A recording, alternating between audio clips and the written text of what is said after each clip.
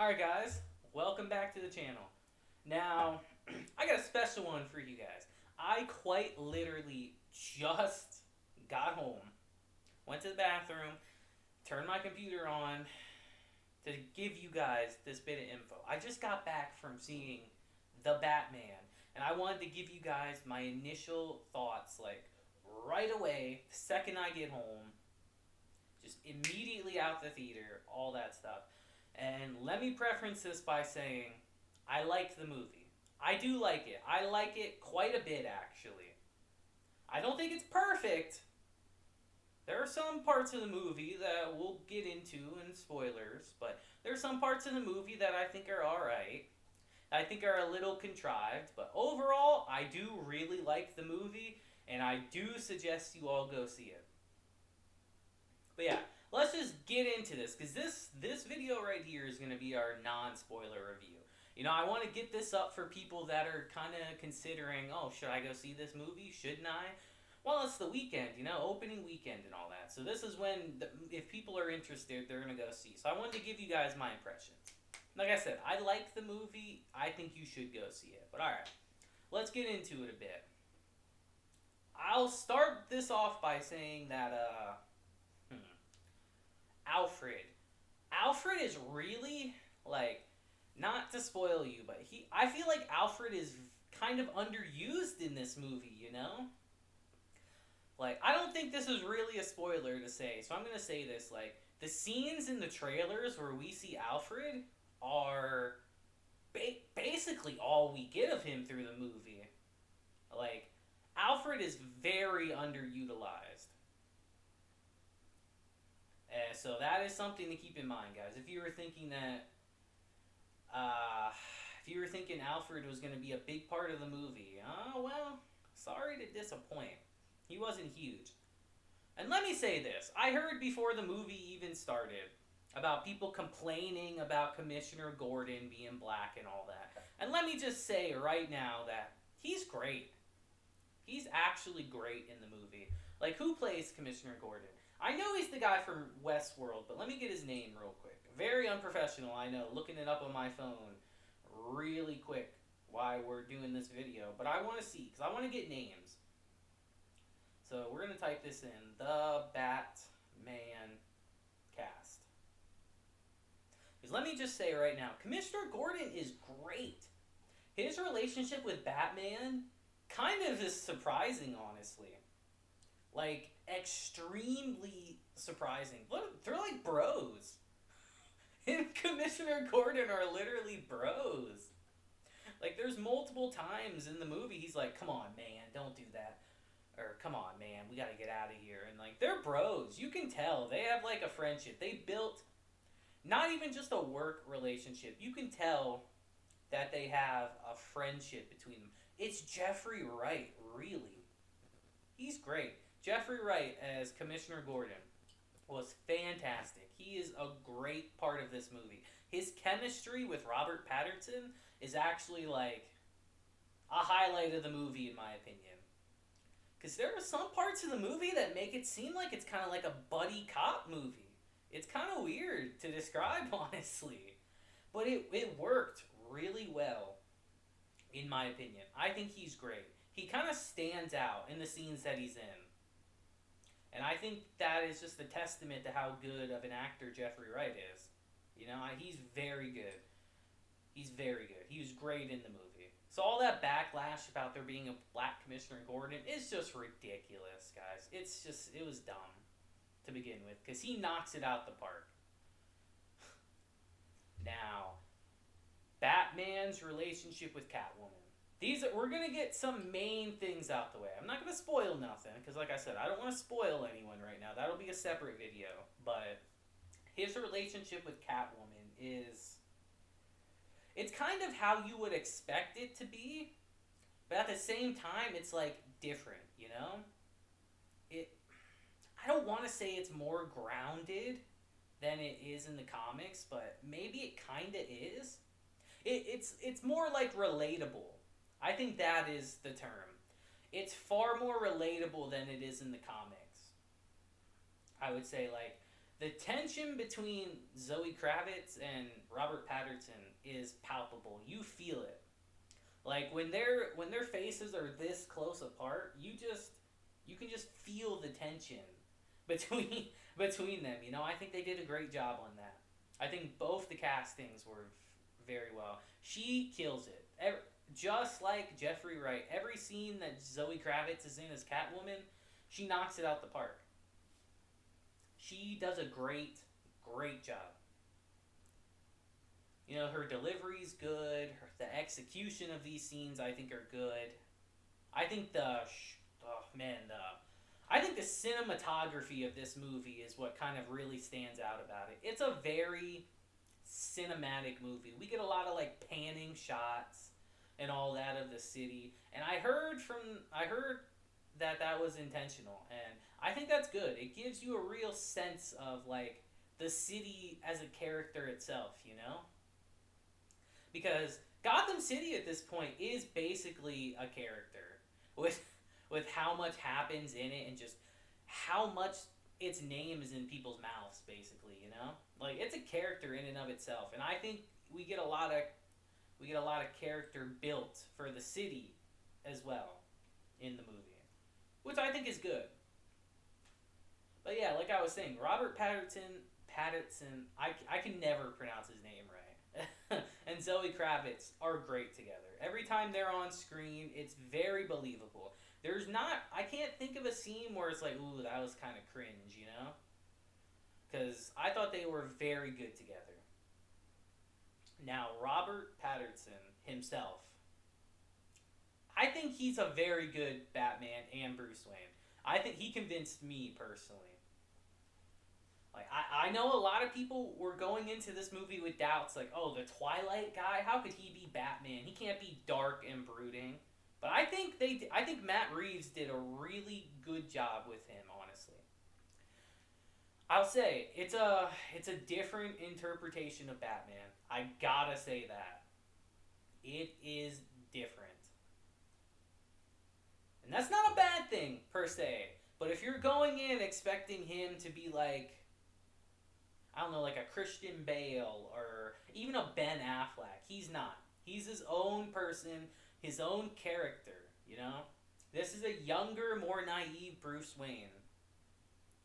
And if you think about it, he's learning along with us throughout the movie, you know? He's not the world's greatest detective at this point. You know, he's a really smart, talented guy that's just trying to make the world a better place in his own way, you know? And we even touch on that later, but that, again, we'll get into that in spoilers. Now, his portrayal of Bruce Wayne, I thought was good. I'll say, I don't believe we saw Bruce Wayne all that much, honestly.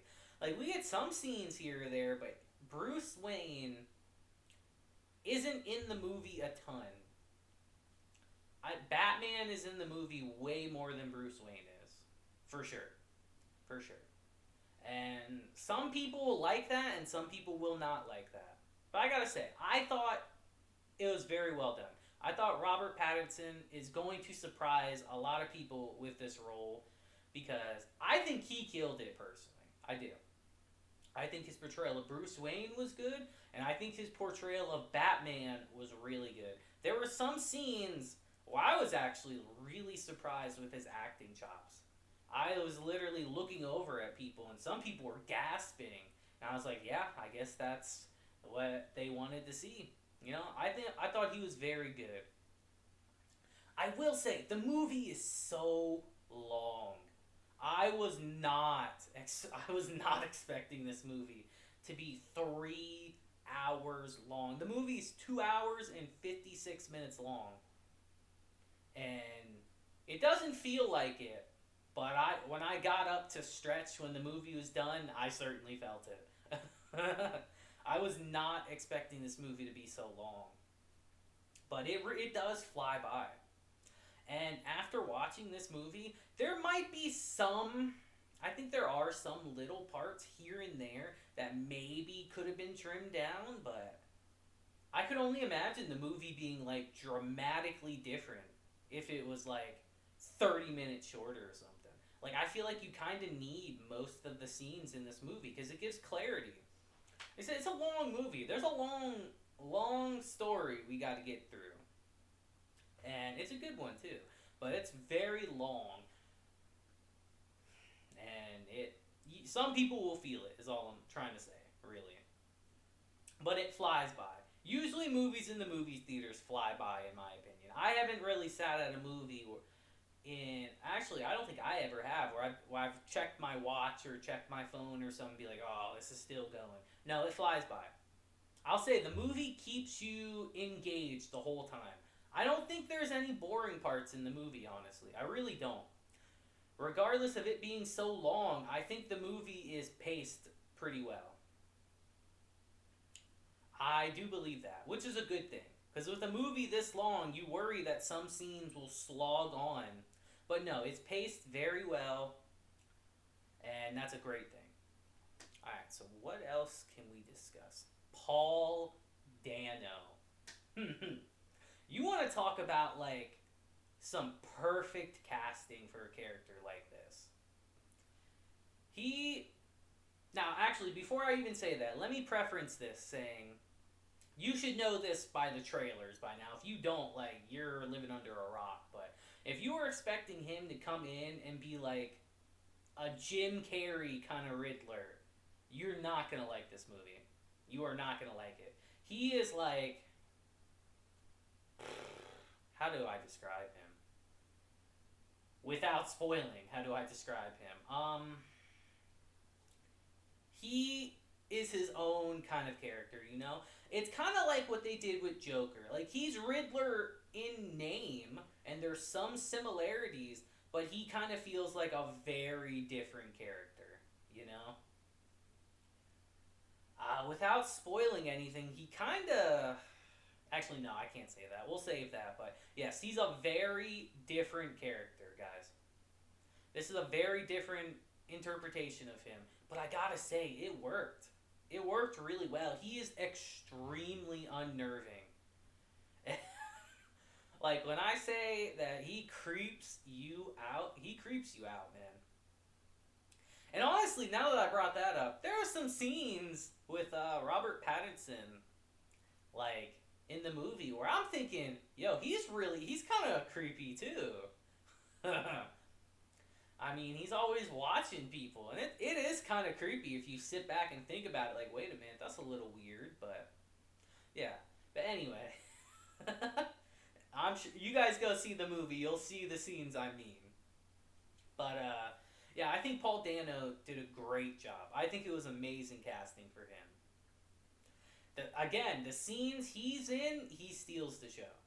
He does. He's incredibly captivating.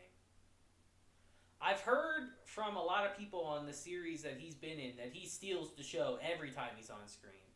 Because he's a method actor from what I can tell. When you watch this movie, I'm twisting all over my words because I'm trying to describe it.